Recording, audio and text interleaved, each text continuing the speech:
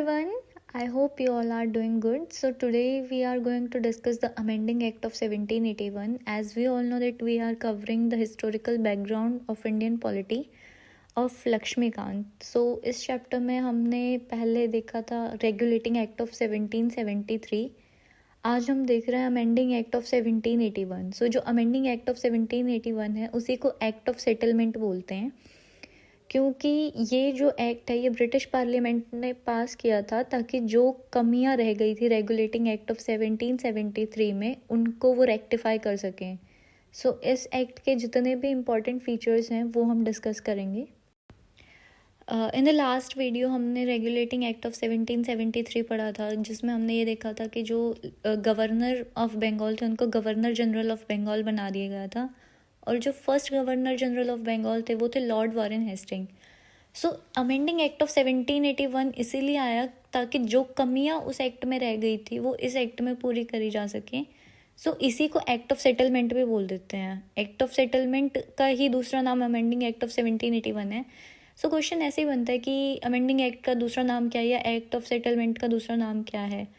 और जो दूसरी चीज़ रेगुलेटिंग एक्ट में हुई थी कि 1774 में एक सुप्रीम कोर्ट इस्टेब्लिश कर दिया गया था. तो सुप्रीम कोर्ट जो था उसकी सबको माननी पड़ती थी, चाहे वो गवर्नर जनरल हो, चाहे वो उसकी काउंसिल हो, ईस्ट इंडिया कंपनी के मेंबर्स हों, या फिर जो भी लोकल्स हों, तो हर कोई उनकी जुरिडिक्शन को फॉलो करता था. सो जब भी रेवेन्यू कलेक्शन के लिए कोई भी अन्याय करता था किसी भी तरह का लोगों पे, तो लोग जो है वो कोर्ट में चले जाया करते थे. सो इस चीज़ की वजह से रेवेन्यू कलेक्शन में या फिर बाकी सब में गवर्नर जनरल को, उसकी काउंसिल को, या फिर जो ईस्ट इंडिया कंपनी के मेंबर्स थे, एम्प्लॉयज़ थे, उनको दिक्कत आने लगी थी.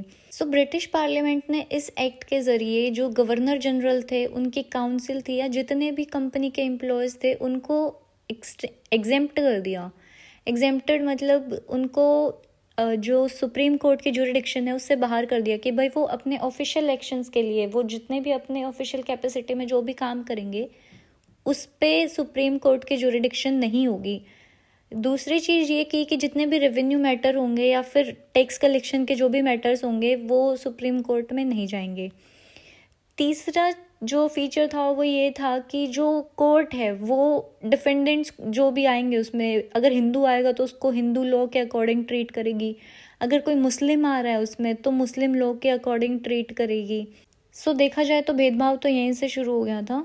उसके बाद जो अपील होती थी प्रोविंशियल कोर्ट्स की वो गवर्नर जनरल के काउंसिल के पास जाती थी इंस्टेड ऑफ सुप्रीम कोर्ट. मतलब कि जो छोटे कोर्ट्स होते थे, जैसे आज के दिन हमारे यहाँ पर डिस्ट्रिक्ट कोर्ट होते हैं या फिर जो हाई कोर्ट होते हैं, तो ऐसे ही पहले प्रोविंशियल कोर्ट्स हुआ करते थे. वहाँ से अगर कोई अपील आ रही थी तो उसको सुप्रीम कोर्ट के बजाय गवर्नर जनरल के काउंसिल के पास भेज दिया जाता था. दूसरी चीज़ ये हुई कि जो गवर्नर जनरल की काउंसिल थी उसी को इतनी एम्पावर कर दिया, उसी को मतलब सारे हक दे दिए कि भाई तुम ही जो है रेगुलेशंस बनाओ छोटे कोर्टों के लिए, मतलब प्रोविंशियल कोर्ट्स के लिए भी और जो काउंसिल्स हैं उनके लिए भी. जो सुप्रीम कोर्ट के पास सुप्रीम पावर्स थी वो तो रही ही नहीं एक तरह से, क्योंकि हर चीज़ को तो एक्सक्लूड कर दिया गया था. So these are some important features of amending act of 1781. अब हम देखेंगे पिट्स इंडिया एक्ट ऑफ 1784.